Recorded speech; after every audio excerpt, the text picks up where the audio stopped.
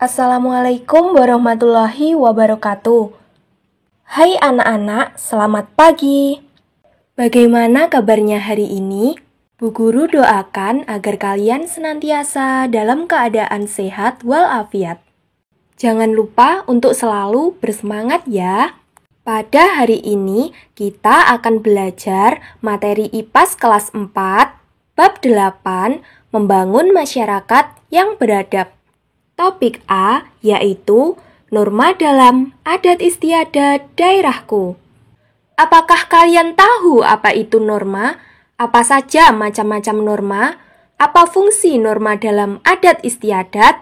Apakah yang dimaksud adat istiadat? Dan apa saja contoh-contoh adat istiadat?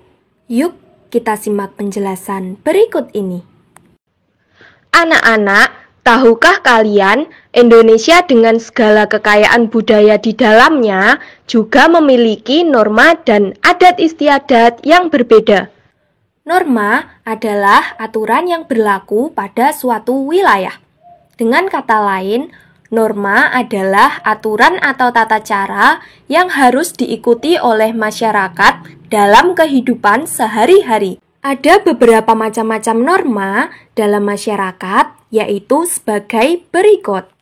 Untuk yang pertama, norma agama, yaitu ketentuan hidup manusia bersumber dari ketentuan Tuhan Yang Maha Esa dan tercantum dalam kitab suci agama. Contohnya, melaksanakan ibadah sesuai ajaran agama yang dianut. Sanksi dari pelanggaran norma agama berasal dari Tuhan Yang Maha Esa. Yang kedua, norma kesusilaan, yaitu ketentuan dalam pergaulan yang bersumber dari hati nurani manusia. Contohnya, mengerjakan soal ujian sekolah dengan sikap jujur. Sanksi pelanggarannya berupa perasaan pada diri sendiri yang merasa bersalah atau malu ataupun menyesal. Selanjutnya, yang ketiga, norma kesopanan, yaitu ketentuan dalam kehidupan yang timbul dari hasil pergaulan dalam masyarakat. Contohnya adalah menggunakan pakaian yang layak dan sopan. Sanksi pelanggarannya berupa celaah, cemooh, atau pengucilan dari pergaulan masyarakat. Dan yang keempat, norma hukum, yaitu aturan yang dibuat dan ditetapkan oleh badan atau lembaga yang berwenang mengatur tata kehidupan berbangsa dan bernegara, berupa perintah dan larangan. Contohnya adalah menaati peraturan lalu lintas. Sanksinya berupa hukuman atau denda sesuai dengan undang-undang negara. Norma adalah aturan yang berlaku di masyarakat. Norma ada yang tertulis dan ada yang tidak tertulis. Norma yang tertulis biasanya diatur oleh hukum Indonesia. Sedangkan norma tidak tertulis dapat membentuk perilaku seseorang di kehidupan bermasyarakat. Selanjutnya yaitu fungsi norma dalam adat istiadat. Ada beberapa fungsi norma dalam adat istiadat di masyarakat. Di antaranya yaitu yang pertama, menciptakan tata krama dan tata cara baik dalam pergaulan masyarakat. Yang kedua, menciptakan kesatuan dan keharmonisan dalam masyarakat. Dan yang ketiga, meningkatkan kepercayaan dan rasa saling menghormati antar anggota masyarakat.